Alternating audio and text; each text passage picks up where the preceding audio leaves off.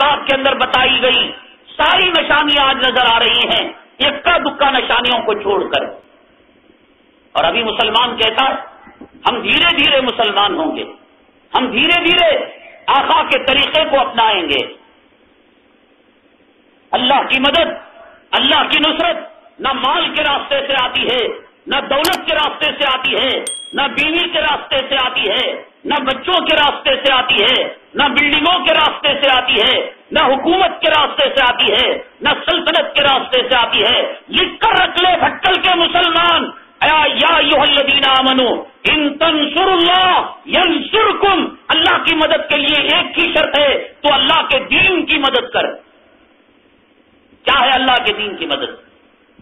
یہ چہرہ غیروں جیسا چہرہ بنانا چھوڑ دے. یہ چہرہ لے کر آقا کے پاس تو نہیں جا سکتا. دیکھ فاتحہ کا چہلم کا تبلیغی جماعت کا اسلامی جماعت کا اختلاف ہو سکتا ہے, داڑھی کا امت میں اختلاف نہیں ہے. 1,24,000 پیغمبروں کی سنت ہے یہ. آقا اپنے ہاتھوں سے حوض کوثر کا پانی نہیں دیں گے. اللہ کی قسم یہ میرا علاقہ ہوتا, میرا محلہ ہوتا, گریبان پکڑ لیتا. نعت پڑھ رہا تھا نعت پڑھنے والا, اور اس کا چہرہ 1,24,000 پیغمبروں کے چہروں کی سنت سے خالی تھا.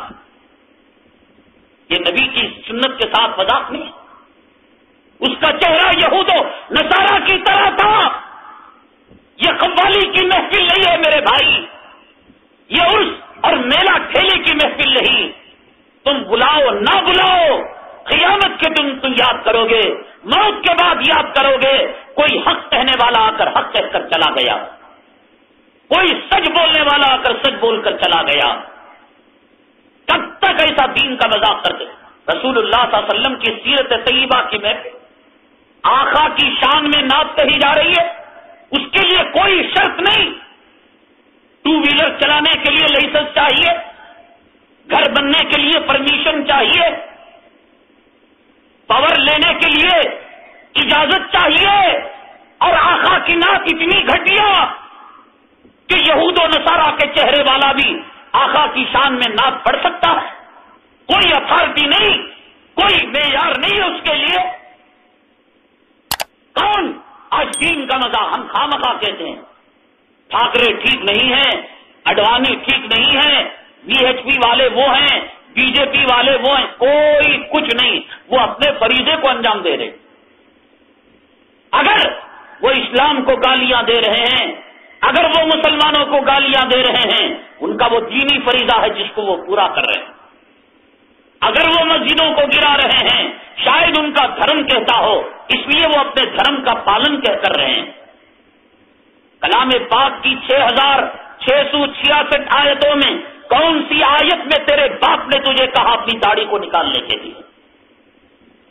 بخاری شریف کی روایتوں میں 30 پاروں میں کون سی روایت کے اندر ہے اپنے گھر کے اندر سنیما کا اڈا بنانے کے لیے؟ بیوی بیٹھی ہوئی ہے, بہو بیٹھی ہوئی ہے, نوجوان لڑکیاں بیٹھی ہوئی ہیں, اور ناچ گانا نہیں چل رہا ہے. ترمذی شریف کی روایت کا تجھے پتہ نہیں؟ حضرت انس بن مالک رضی اللہ تعالیٰ بیان کرتے ہیں, جناب محمد رسول اللہ صلی اللہ علیہ وسلم نے ارشاد فرمایا, ایک زمانہ آئے گا کہ لوگ رات کے اندر لہو و لعب کے اندر مشغول ہوں گے, کھیل تماشا دیکھ رہے ہوں گے, یم ٹی وی دیکھ رہے ہوں گے, وی چینل دیکھ رہے ہوں گے, اور انتاکشری کا قرآن آتا نہیں آتا تجھے, بھیڑوں چماروں کا ناچ گانا دیکھ رہا ہے, اتحیات پڑھنا آتا نہیں آتا, درود پاک پڑھنا نہیں آتا. قبر میں جانے کے بعد کون سی چیز تیرے ساتھ آئے گی؟ یہ ناچ گانے, یہ فلموں میں کام کرنے والے, یہ کرکٹ کھیلنے والے. بتایا نہیں کرکٹ کھیلنے والوں نے ملک کے ساتھ کتنی بڑی وفاداری کی. پاکستان کی ٹیم نے, اور دیکھ لیا جن کے گن تو گایا کرتا تھا, جن کی تصویروں کو تو اپنے گھروں میں لٹکایا کرتا تھا, جن کا ایک آٹوگراف لینے کے لیے مرا کرتا تھا, جن کی ایک جھلک دیکھنے کے لیے تڑپا کرتا تھا, سٹے بازوں کے ساتھ مل کر تیرے ارمانوں پر کیسے خون کے آنسو بہائے. کس نے وفاداری کی تیرے ساتھ؟ ملک والوں نے کی, سیاستدانوں نے کی, کھیل کھلاڑیوں نے کی، کس نے کی؟ اور جو کرنے کے لیے تیار ہے تو ان کے ساتھ غداری کرتا۔ عورتیں گن گا رہی ہیں، فلموں میں کام کرنے والیوں، رنڈیوں کے گن گا رہی ہیں لڑکیاں مسلمان۔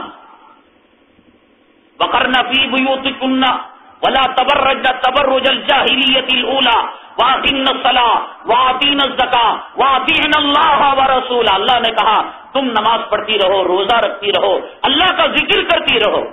کیا اچھا ذکر ہو رہا ہے؟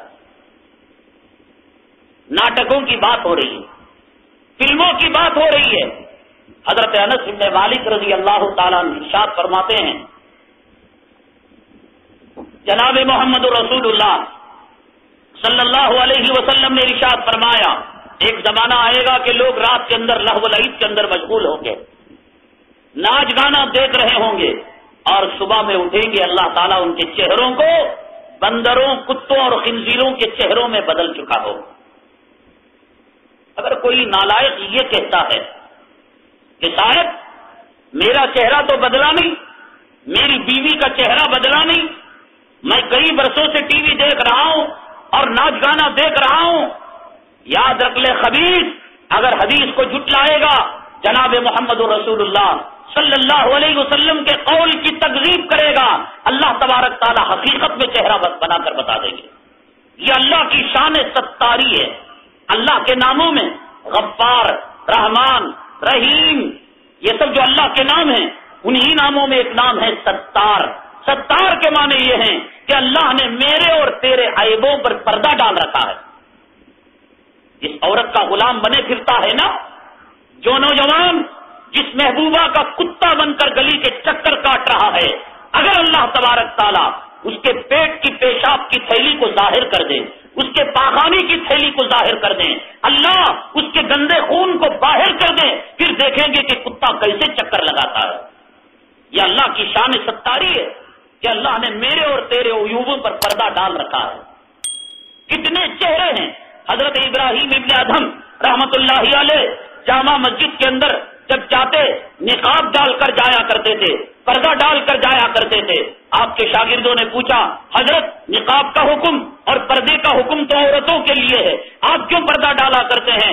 فرماتے ہیں حضرت ابراہیم ابن ادھم رحمت اللہ علیہ، اللہ نے مجھ میں وہ طاقت دے رکھی ہے کہ جس کا جو چہرہ ہے مجھے وہ چہرہ نظر آ جاتا ہے۔ کوفہ کی جامع مسجد میں دیکھتا ہوں کہ کسی کا چہرہ کتے کا بن چکا ہے، کسی کا چہرہ خنزیر کا بن چکا ہے۔ دیکھنے والی آنکھ دیکھ رہی ہے اللہ کا ڈر ہمیں جناب محمد رسول اللہ صلی اللہ علیہ وسلم سے محبت۔ کیا بگاڑا تیرا اللہ کے حبیب پاک صلی اللہ علیہ وسلم نے؟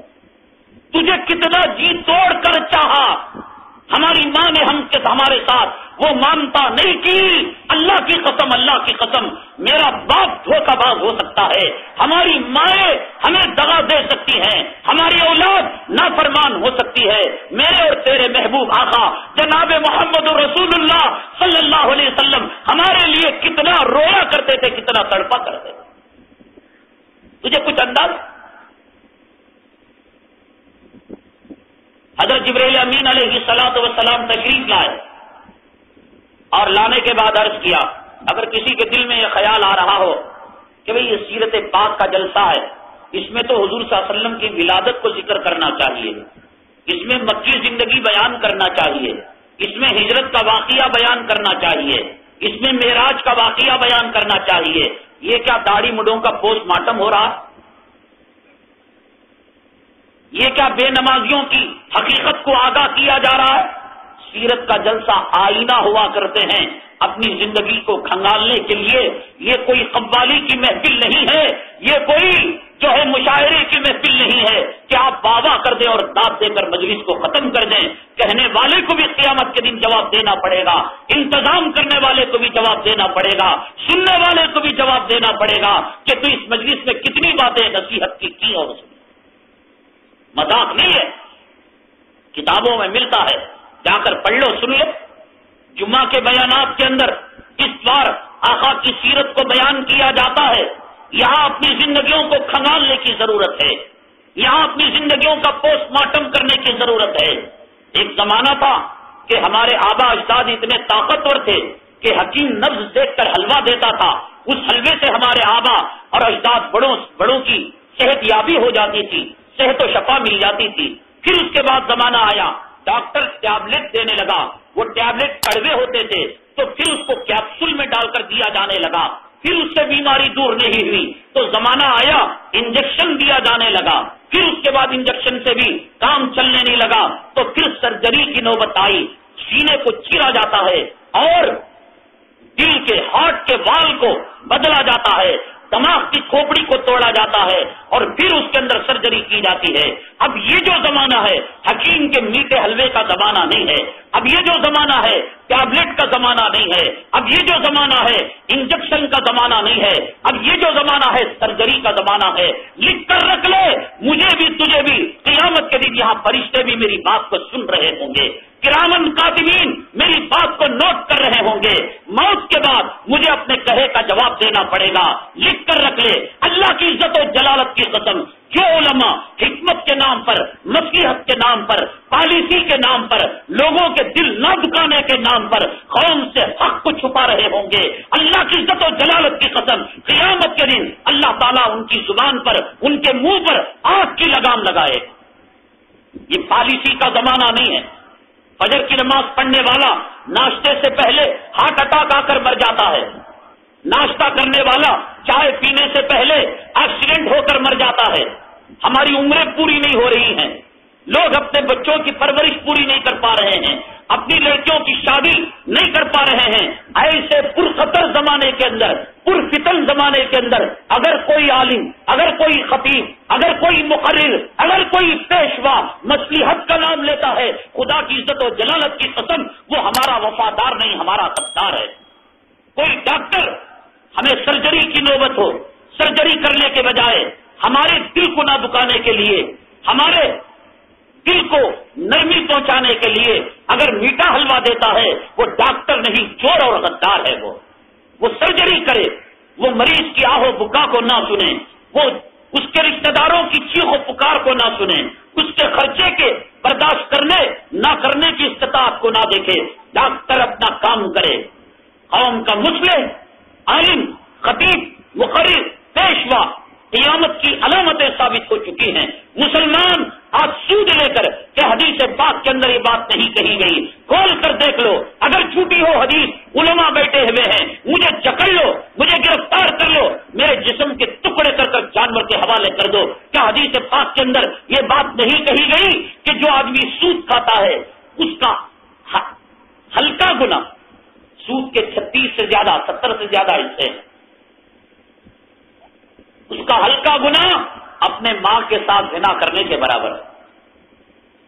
ابھی بھی نصیحت کرو گے قوم کے بچے اپنی ماؤں کے ساتھ زنا کرے؟ مسلمان آپ کے علاقے میں سود پر دے رہے نہیں دے رہے؟ سود پر مجھے علم نہیں اس کا، اگر دے رہے لے رہے ہیں اس کا مطلب یہ حدیث پاک کے مطابق میرا اور میرے باپ کا فرمان نہیں، قاسم نانوتوی کا قول نہیں، احمد رضا خان کا قول نہیں، ابو الاعلی مودودی کا قول نہیں۔ اگر ان کا قول ہوتا تو ہم ریجیکٹ کر دیتے کہ ابو الاعلی مودودی، قاسم نانوتوی، اشرف علی تھانوی تم ہمیں اپنی ماؤں کے ساتھ زنا کراؤ گے؟ یہ فرمان میرے اور آپ کے آقا کائنات کے مولا حبیب خدا جناب محمد رسول اللہ صلی اللہ علیہ وسلم کا ہے کہ سود کا کم سے کم درجے کا گناہ اپنی ماں کے ساتھ زنا کرنے کے برابر ہے۔ کون بدبخت ہے جو اپنی ماں کے کپڑے نکالے اور ماں کے ساتھ وہ کام کرے جو ایک کتا اپنے کتیا کے ساتھ کر رہا؟ تیار ہے؟ اگر کوئی تیار ہو میں کلال ہاتھ اٹھائے، یہ حدیث غلط ہو تو میرا گریبان پکڑے۔ پھر کیوں کوئی اپنی ماں کے ساتھ منہ کالا کرتا ہے؟ ماں زندی ہو تو ماں کے ساتھ منہ کالا کیا جاتا ہے، ماں مری ہوئی ہو ماں کے قبر کو کھود کر، ماں کے کفن کو پھاڑ کر ماں کی آبرو کو لوٹا جاتا ہے۔ یہ حدیث پاک ہے۔ مرد لیتا ہے تو ماں کے ساتھ زنا، عورت لیتی ہے اپنے بیٹے کے ساتھ وہ منہ کالا کرتی ہے۔ یہ حدیث پاک کا ترجمہ۔ کیوں مذاق کرتے ہو؟ کیوں شریعت کا ٹھٹا کرتے ہو؟ کیا ابھی بھی مصلحت سے کام لوگے؟ کیا ابھی بھی اپنی زبان پر لگام لگائے رکھو گے؟ پھر اس حدیث کا ترجمہ کیا ہوگا؟ من را منکم منکرن فلیغیرہ بیدہ، جو تمہیں کا کوئی برائی کو دیکھے اپنے ہاتھ سے روکے. تم روک رہے ہو اپنی بیوی. سور کی چربی ملی ہوئی لالی لپسٹک نیل پالش منہ کو لگا کر نماز پڑھ رہی ہے ہمت تم میں مردوں کی. اور یہ بات غلط ہے کہ نیل پالش کے اندر لالی میں لپسٹک میں کیا سور کی چربی نہیں ملی ہوئی رہتی ہے؟ کیا تحقیقات سے ثابت نہیں ہو چکا ہے؟ کیا مسلمانوں پر سور حرام نہیں ہے؟ وہ نجیس عین نہیں ہے؟ اس کا جھوٹا، اس کی ہڈی، اس کا گوشت، اس کا چمڑا، اس کا پسینہ نجیس العین ہے، نجیس العین ہے. اور روک رہے ہو تم، روک رہے ہو. گھروں کے اندر ناچ گانا ہوتا ہے، روک رہے ہو. فمن لم یستطع فبلسانہ، جو ہاتھ سے نہ روکے وہ زبان سے روکے. حق تو یہ تھا کہ جوتا لے کر دادا ٹی وی کو پھوڑ دیتا. حق تو یہ تھا قینچی لے کر کیبل کلیکشن کو کٹ کر دیتا.